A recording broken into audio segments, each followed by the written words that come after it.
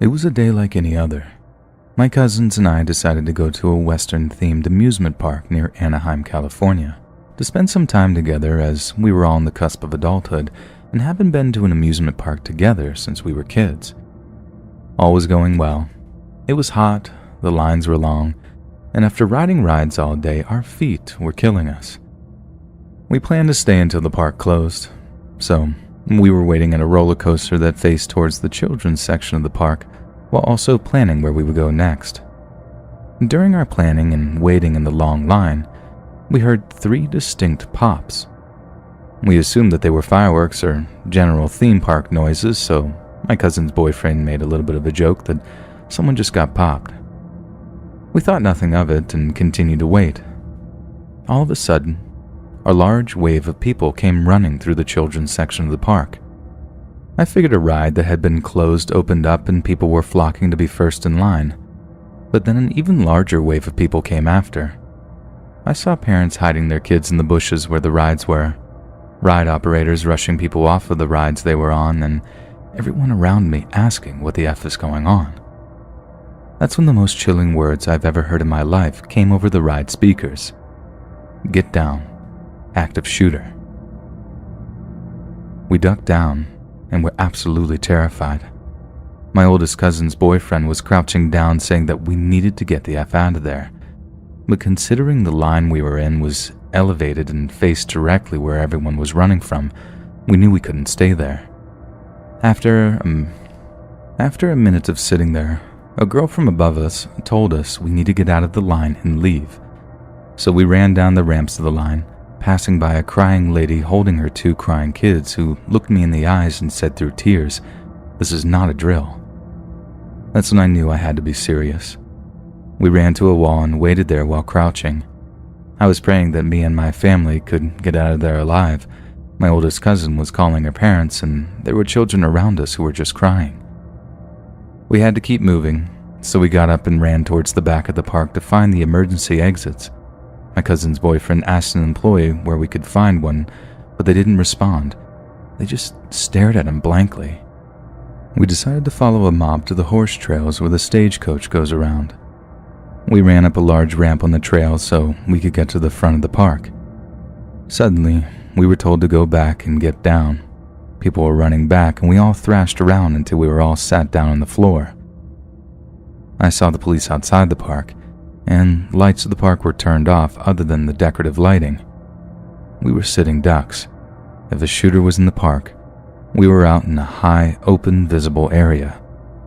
I called my mom and explained the situation, but all she could do was tell me to leave where I was, but she didn't understand that if I ran back or forward, I'd be right in the path of the shooter.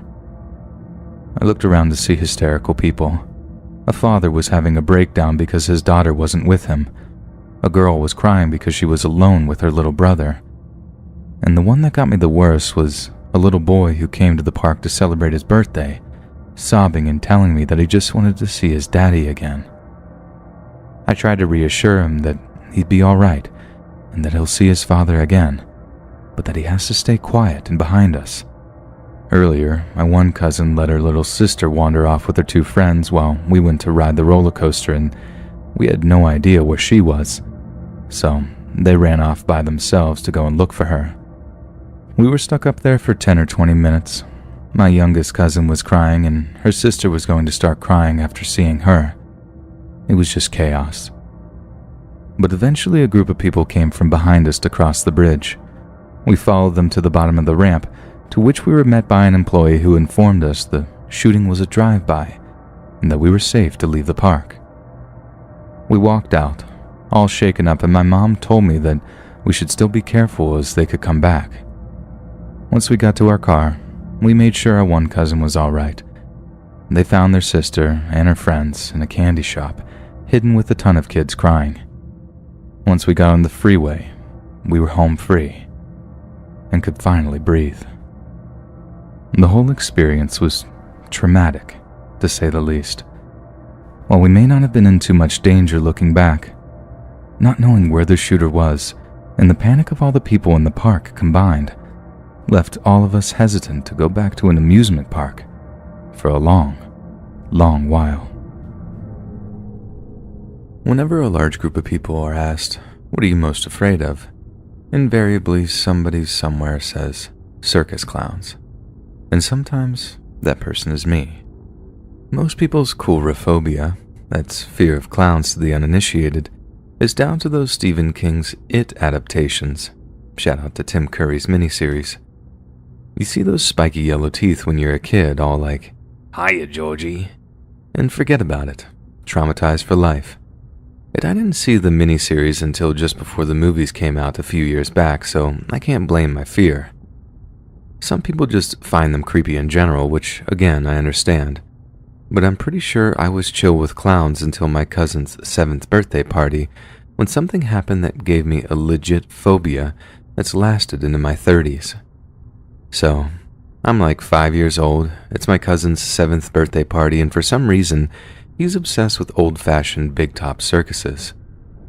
I think it was maybe from watching Dumbo so much, but the point is, he's all about clowns, training lions, elephants, all that stuff. This gives his mom an idea to throw a circus-themed birthday party, which would include a visit from an actual real-life circus clown. From what I can remember, that party was awesome until the clown showed up. There was a bouncy house, snacks, party games, all that good stuff. But then after a while, the clown shows up. My cousin Jay is ecstatic because his mom managed to keep the whole thing a complete surprise, so he's about foaming at the mouth with how happy he is. Clown guy does balloon animals, all the clown cliches, and then for whatever reason, he starts looking for 2 volunteers. He obviously picks the birthday boy on the guidance of his mom, so he just happens to pick me too. And that's when he starts tickling me. I hate being tickled. Always have, probably always will. Not like most people who find it slightly unpleasant or, God forbid, those weird tickle fetishists who actually enjoy it. Nah, I legit hate being tickled, even back when I was 5. So the fact this clown dude is tickling me is already putting me on edge, and I don't want to ruin the fun, so I remember just kind of playfully pushing him away. But he wouldn't take the hint. He keeps tickling me and singing this dumb song like tickle, tickle, tickle, tickle. And then right as I lose my temper, I turn to be like, "Get off me, clown dude." I just see blood pouring down his face from under his round red nose. His laughing in that super creepy high-pitched way, actually tickling me, and there's blood running down his face. I scream like a little girl. I bolted towards the house, screaming and crying, running full pelt at the glass patio doors, which just so happened to be shut. And boom, I'm out like a light.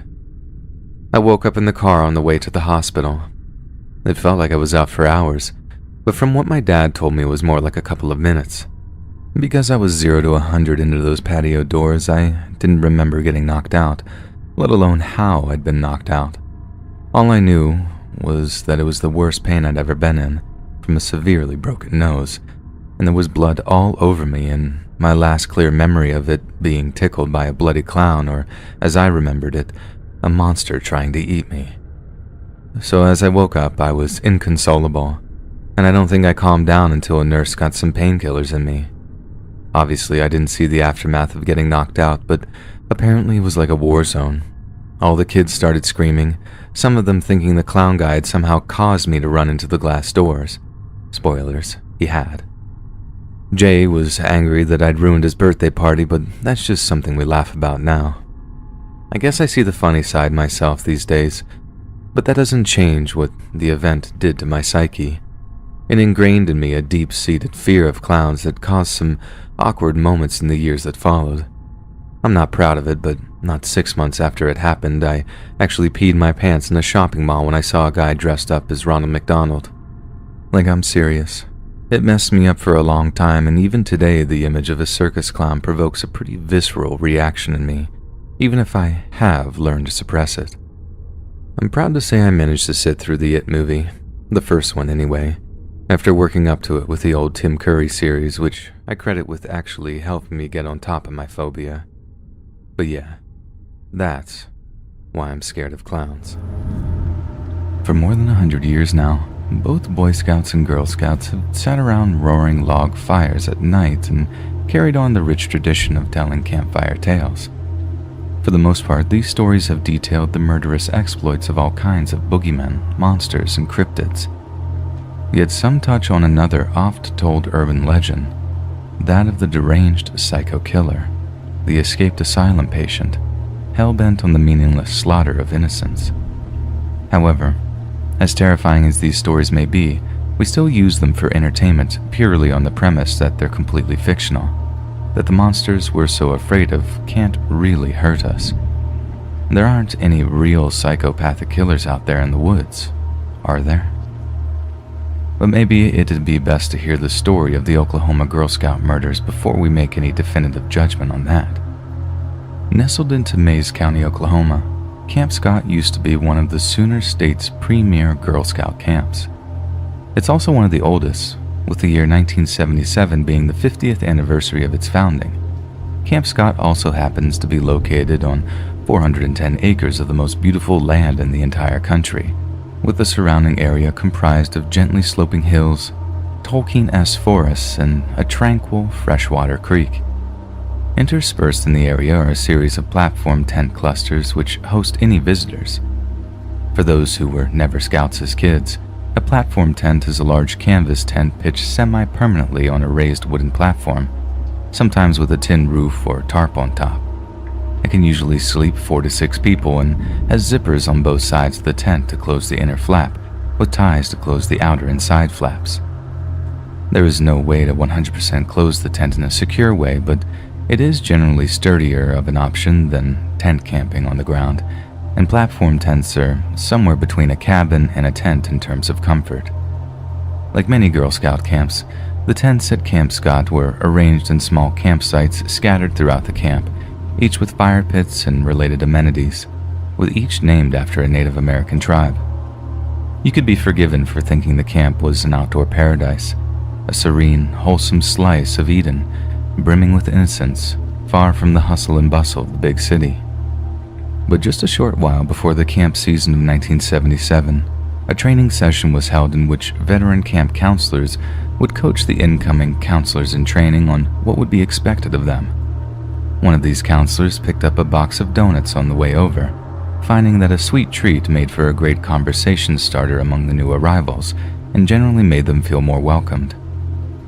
She shared a few of the donuts among her fellow counselors, but left the remaining donuts back near the counselor campground when she took the new arrivals on a tour of the area. When she returned, the donuts were gone, and in their place was a filthy handwritten note that bore just 3 scrawled words. 3 will die.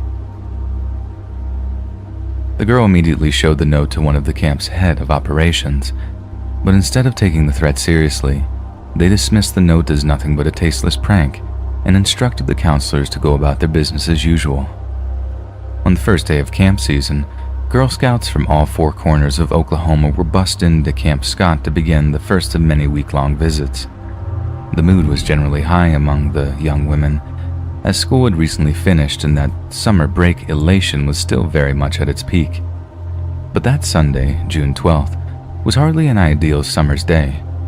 Thick fogs and misty rains had turned the camp into a complete soaked mess. Yet the Girl Scouts' spirits weren't dampened, and they remained positive as they were split into groups and shown to their respective campgrounds. Thankfully, the weather relented enough for the girls to partake in a few camp activities before sundown. But as night fell, the rain resumed with a vengeance, and what had previously been a light smattering of drizzle turned into a full-on downpour. To keep from being soaked, the Girl Scouts rushed back to their platform tents to bed down early, confident that the weather would improve so they could return to their wholesome outdoor fun. The following morning, one of the counselors collected her wash kit and headed over to the camp's shower block. This shower block just so happened to be right at the rear of the camp near a collection of platform tents known as Kiowa, and thanks to the horseshoe arrangement of the platforms, one of them was ever so slightly obscured from view by the shower block itself. So at around 6 a.m. on the 13th of June, this counselor headed down the hillside to the trail which led to the bathhouse. But as she approached, she spotted 3 apparently occupied bags just lying there on the trail, sleeping bags that had been piled up against each other in a disturbingly unnatural way. There was no way there would be Girl Scouts in there. There was no way anyone could sleep like that. No one living, anyway. Because when the young counselor unzipped the sleeping bags to peek at what was inside, the entire camp was awoken by a blood-curdling scream. Inside the sleeping bags were 8-year-old Lori Lee Farmer, 9-year-old Michelle Heather Goose, and 10-year-old Doris Denise Miller. Each had their skulls bashed in by a large blunt object, with at least 2 of them showing signs of heavy strangulation. The camp was immediately evacuated while one of the camp's directors contacted the local police force. Sniffer dogs were brought in to search for clues, and a single unknown fingerprint was taken from one of the girls' flashlights, and a bloody-sized 9.5 footprint was found in the tent the girls were missing from. Shortly after the camp was closed off as a crime scene, police interviewed a nearby homeowner who reportedly heard something rather heavy on the small road running between the camp and his property at around 3 a.m. on the morning of the 13th. Since all the counselors had solid alibis for the determined times of death, it was deduced that this must have been the killer moving to and from the area. After a large-scale manhunt was launched to flush out the murderer, local and federal law enforcement honed in on a man named Gene Leroy Hart. Hart already had multiple convictions for indecent assault, attempted murder, burglary, and escaping federal custody. And although he lived out near Tulsa at the time of the murders, it turned out that he grew up in a house less than a mile away from Camp Scott. It also turned out that Gene Leroy Hart was of Native American heritage, Cherokee to be exact, so police began to canvass the local charity community in hopes that they could assist them in tracking Hart down. Despite being somewhat distrustful of the visiting police officers, it said that once the local Cherokee learned that Hart was wanted in connection with the murder of 3 little girls, they fell over themselves to aid in the investigation. Eventually, a Cherokee man contacted the police by telephone, informing them of a rumor that Hart was sheltering in the isolated traditional home of a well-known medicine man. And although the place proved difficult to find, police found the tip to be a good one. Hart was arrested there and then, with the medicine man insisting he had no idea Hart was accused of such a heinous crime. According to him, Hart had merely confessed to doing something terrible, although he wouldn't specify exactly what it was. At his trial for the girls' murders, the local sheriff claimed that he was 1,000% sure that Hart was the guilty party. Yet despite the man's blind certainty, there was a number of holes in the prosecution's argument that were too significant to discount. The most pertinent being that Hart didn't wear a 9.5 size shoe, meaning it couldn't have been him that stepped in the girl's blood back at Camp Scott. The prosecution argued that a man could easily wear a size too small or too large, and that the defense's argument was a flimsy one. However, when all the evidence was taken into consideration, the jury simply couldn't find Hart guilty beyond all reasonable doubt. Hart had a violent past, that much is clear, but to scapegoat him purely to sate rabid public demands for justice would be hideously unfair. Of course, there was a chance he was guilty. There was plenty of circumstantial evidence, but a man should only be locked in a cage for the rest of his life if the jury are, as the sheriff so clumsily put it, 1,000% certain. To their credit, the jury found Hart not guilty of the murders, and he walked away a free man. Yet this freedom was short-lived. After later violating his parole conditions, Hart was sent back to prison to finish his original 308-year prison sentence.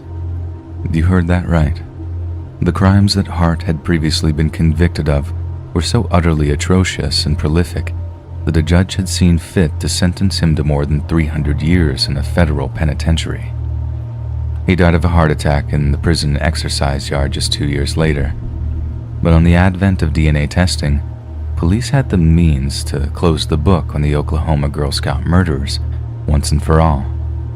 When test results came back, police were stunned to discover that the chances of Hart being the girl's killer was almost 1 in 8,000. The victims' families have since demanded that more modern equipment be used in the hopes of getting more accurate readings. but law enforcement have insisted that the chances of an alternate result coming back are slim to none. As for the site of the murders, Camp Scott was never reopened to the public, becoming far too associated with a horrifying unsolved tragedy in which 3 young girls needlessly lost their lives. And without anyone convicted, there was no way anyone was going to send their kids to Camp Scott while the killer still stalked the area. These days, there's little left but forest where the camp once stood. Nothing to remind anyone of the 3 little girls who only ever wanted to have a fun summer at camp, but never returned home.